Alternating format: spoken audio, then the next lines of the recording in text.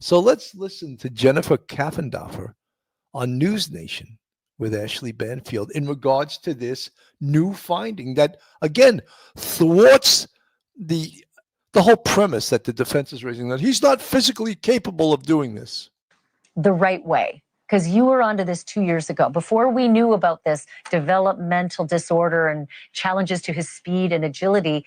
2 years ago, as a runner, you checked the Strava app to see if he was on it, and you found that he was. Yeah, absolutely. Thank you for having me, Ashley. You know, when you look at somebody who's capable of killing 4 people in such a small amount of time, you're going to want to know, is this person physically fit enough to do this type of murder? And when I saw this on Strava, I got the picture of somebody that not only is very coordinated, but also very fast. So let's talk about that. You spotted his times. I saw 6 minutes-ish. Did you see like under 6 minutes? And tell me what that, like, you went through the training with the FBI. Your top agents, could they run that?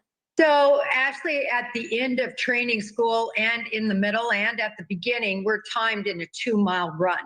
And for a male to receive the top number, which was a perfect 10, he had to run 6-minute miles, a 12-minute 2-mile.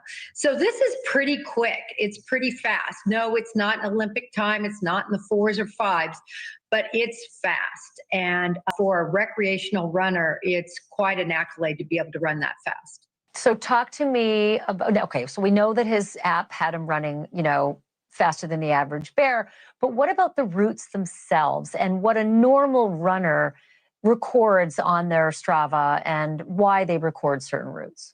Well, I found this interesting because he's sort of weaving out, as you can see, some of these some of these housing areas and developments and by them. And you just wonder, was he in training for what he anticipated doing?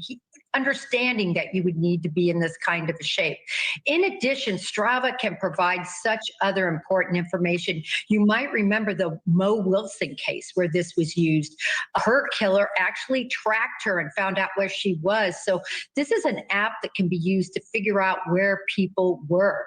And so I thought law enforcement might use that in case Kaylee or Maddie or Xana, anybody might have used that and been part of that as well.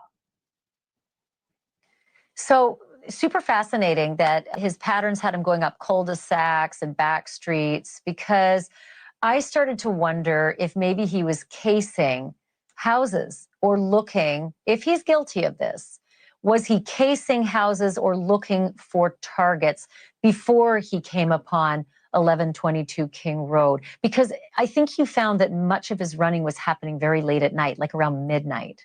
Right. The running that we saw was at 12:45 at night, and this was back in August.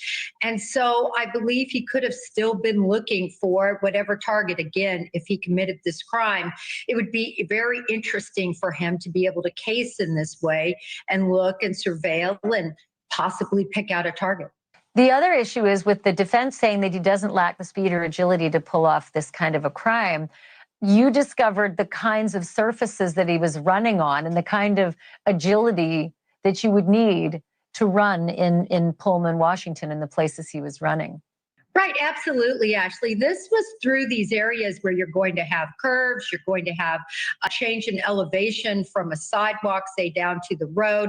You're going to have different roadside surfaces, asphalt and such. And so these aren't areas that are necessarily very easy to maneuver when you're running through these types of areas.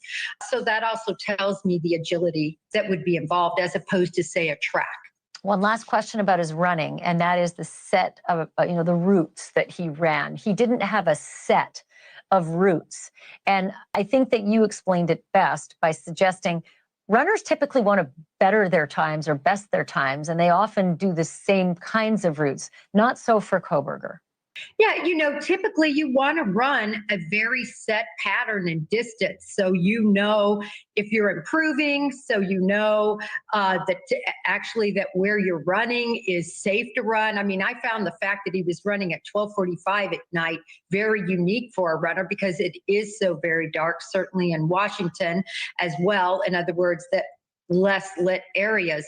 And so actually it puts a runner in danger. So typically you run those paths that you know are safe and that don't deviate. Thanks for watching. Very, very interesting.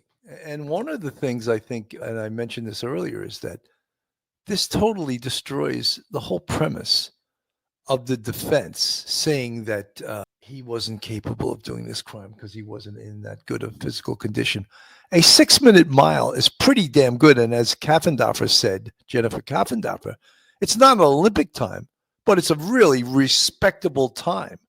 A 6-minute mile is respectable. And for sort of an amateur runner, I think that's almost in the elite level. Running 6, maybe under 6, to around 5 would be elite, between 5 and 6. But 6 is really a respectable time. So now the defense, really, you're saying he's not in shape to do the crime that he committed? I think that's really not true. I think that he's in really good shape. He's in actually excellent shape, and he's probably more in the shape of a runner than a bodybuilder, because he's 5'10", 5'11", 185 pounds. So that's more of like a runner. It's not like a bodybuilder. Maybe he's not even that heavy. Maybe he's 165, 170. But there's no doubt he is in the type of shape that he could absolutely have committed this crime.